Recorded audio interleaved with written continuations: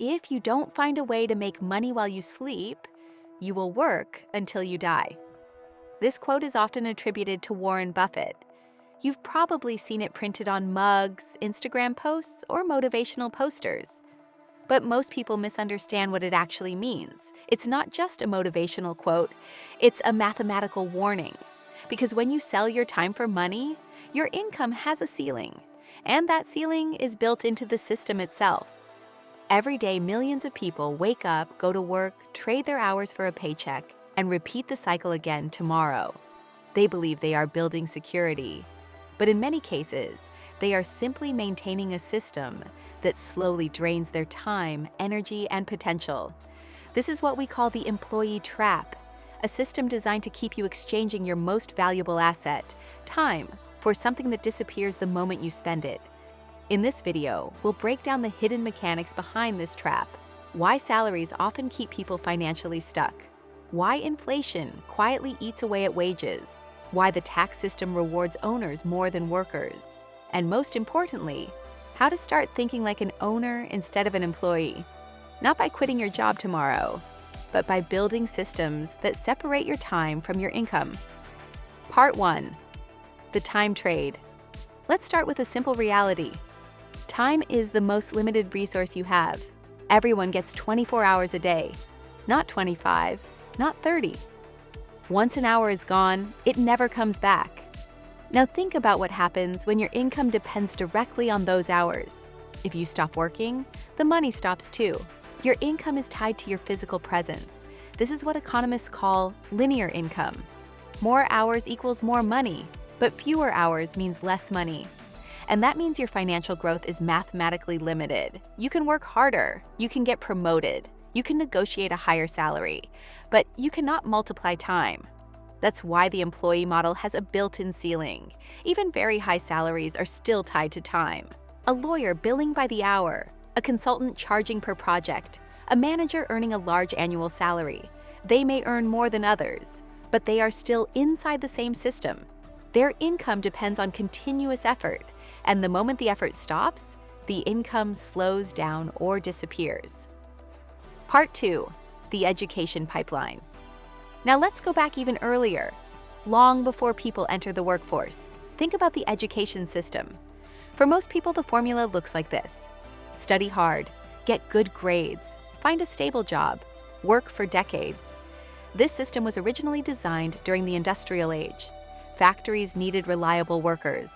Companies needed employees who would show up on time, follow instructions, and repeat tasks consistently. Schools were structured to produce exactly that: schedules, bell systems, standardized testing, clear hierarchies of authority.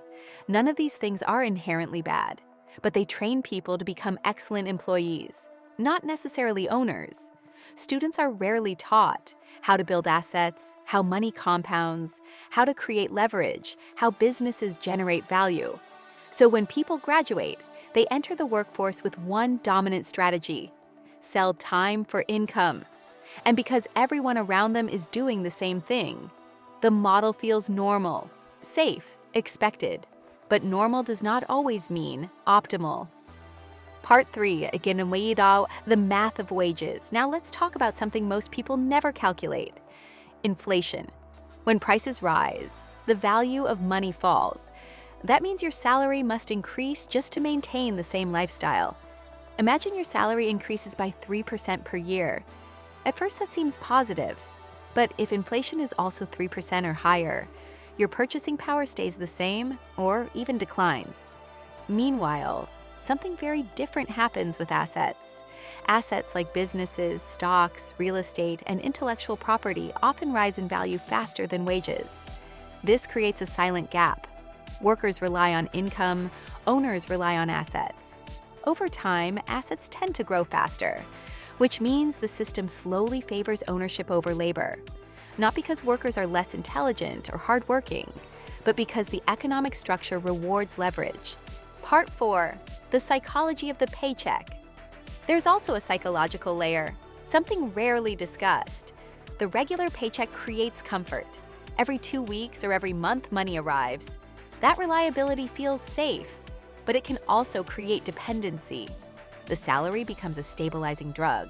It removes urgency, it delays risk, it makes people tolerate situations they don't actually enjoy. Long commutes, unfulfilling work, stressful environments. Because the paycheck provides immediate relief. The problem is not the paycheck itself. The problem is relying on it as the only engine. When your entire financial life depends on one income stream, you are vulnerable. One company decision, one market shift, one economic downturn, and everything changes. Part 5. Social approval trap. Another powerful force is social approval. Society celebrates certain milestones: getting hired, getting promoted, climbing the corporate ladder. These achievements are respected and admired, but sometimes they create what people call golden handcuffs. Higher salary, more responsibility, more lifestyle expenses. And suddenly leaving becomes harder. Not because it's impossible, but because expectations grow. Mortgage, car payments, family obligations. The higher the salary, the more expensive the lifestyle becomes, and the harder it feels to step away from the system. Part 6. The owner operating system. So what is the alternative? It's not quitting your job impulsively, and it's not rejecting work entirely. The real shift is moving from time-based income to value-based systems. Owners focus on building things that continue generating value without their constant presence. Businesses, investments, digital products, software, media, systems. These things create leverage.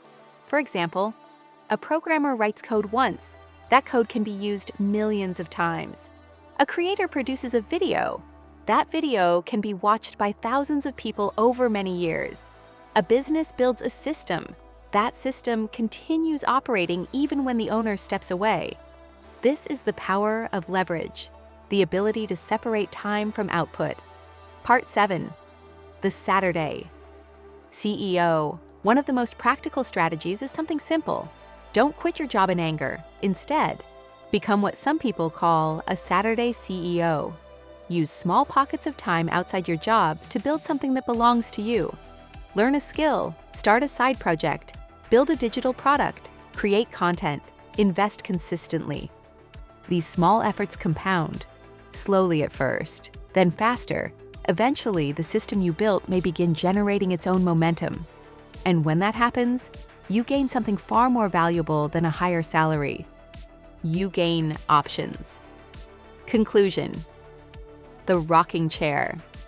Test, there's a question many successful investors like to ask.